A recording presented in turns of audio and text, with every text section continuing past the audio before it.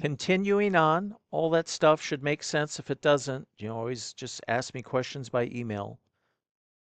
So we have the quantity, how far out is my stop, how far out is my profit target. I'll tell you this little story, trading automated with the mom signal. I had twice now, I had this set about 5 to 1. So I moved it to 7 to 1 twice now. It's like right out of a news release, 7:30 U.S. Central Time news release. And then one time, I think I turned it on for earnings for NVIDIA or something just to kind of let it watch. And I was playing small position size, which is kind of dangerous trading during earnings release for that kind of stuff because the market just goes bonkers sometimes. It initiated into a trade and it ran to 5 to 1 so fast and blipped me out. And then I watched it go to about 9 to 1. So now I'm like, okay, I'm going to put that out a little farther. I'm going to go to 7 to 1. And that was the second time it happened to me. One other time on in earnings, I turned it on because it was like a junk trade day, range bound, didn't catch a lot of big moves. Slightly, I think it was only up like $290 on the day. I'm like, okay, I'm going to turn it on with two contracts, two micros for earnings.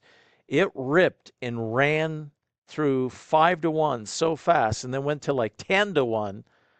I mean, it was a huge, gigantic linear price move. But yeah, I made money, so it's fine. I'm just saying, okay, I'm going to go up to at least 7 to 1 because you never know when you might get into a trade and that baby will just rip in your intended direction. So why not?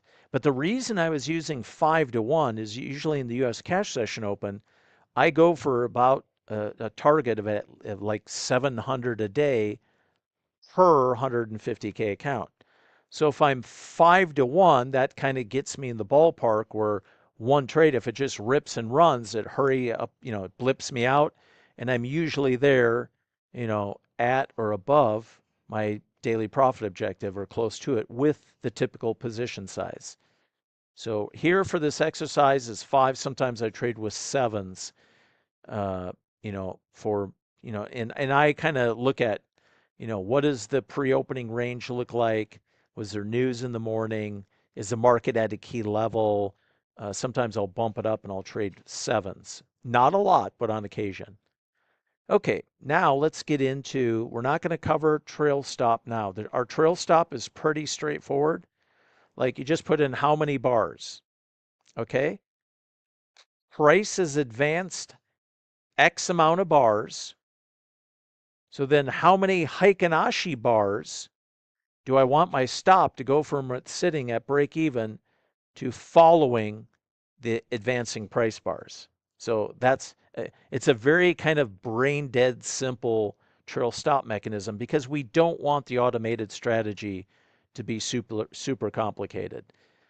And we want some trail stop mechanism, but nothing that we're getting 15 different people telling, well, now do this to the trail stop, now do that.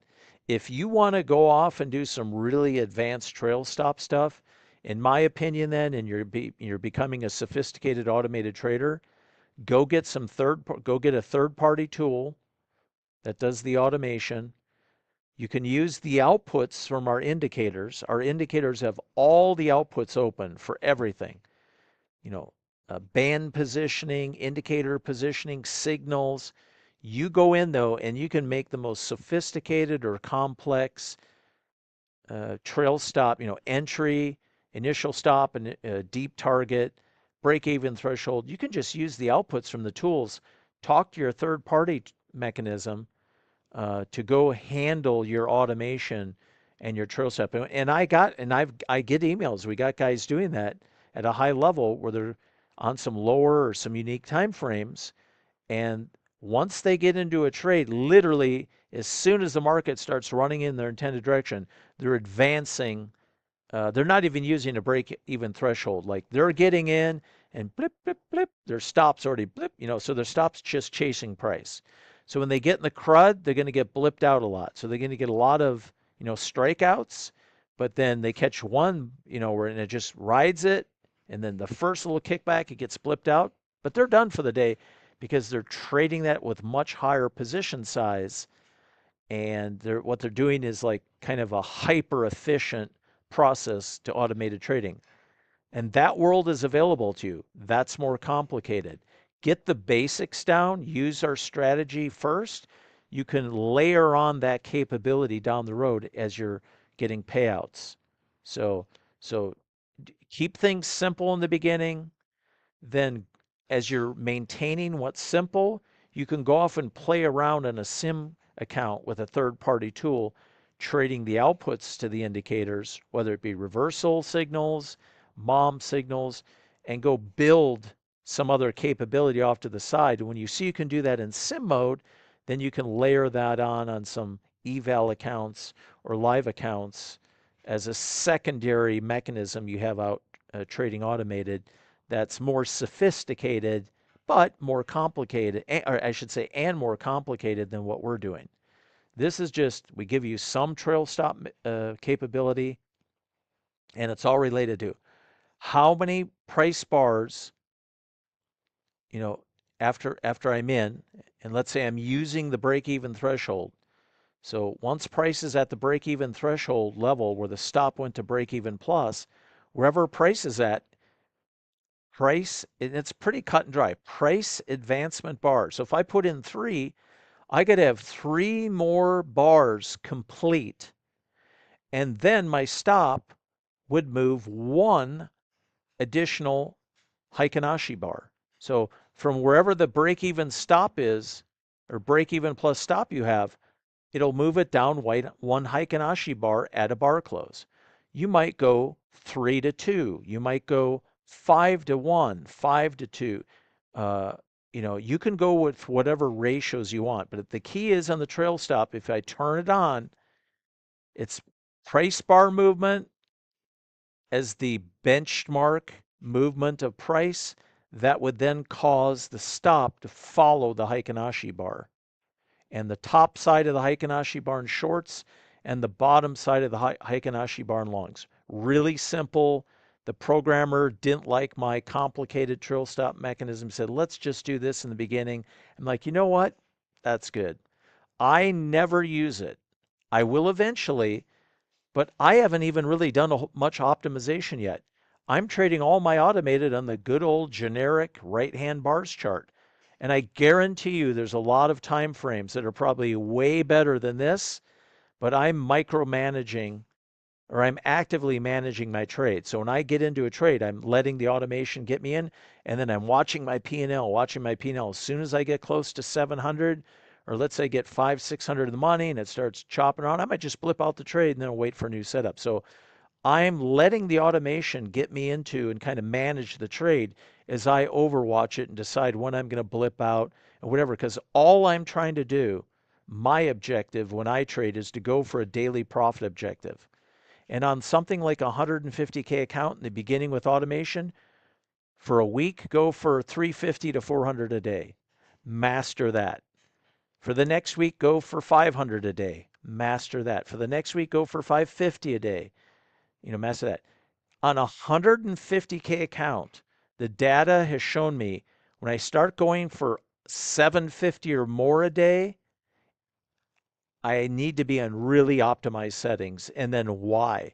If I'm trading 5 TPT accounts, all connected on a trade copier, so, I'm trading 1 as the master and 4 as follower accounts, and I'm doing 700 a day by 5 accounts. It's 3,500 a day. What the heck do I need more than 700 a day? So just keep your stuff simple and reasonable, and that makes life so much easier because you can always be copying out to other accounts too. So focus more on making a certain very modest amount every day like clockwork, and this gets into the philosophy of trading automated daily profit objectives.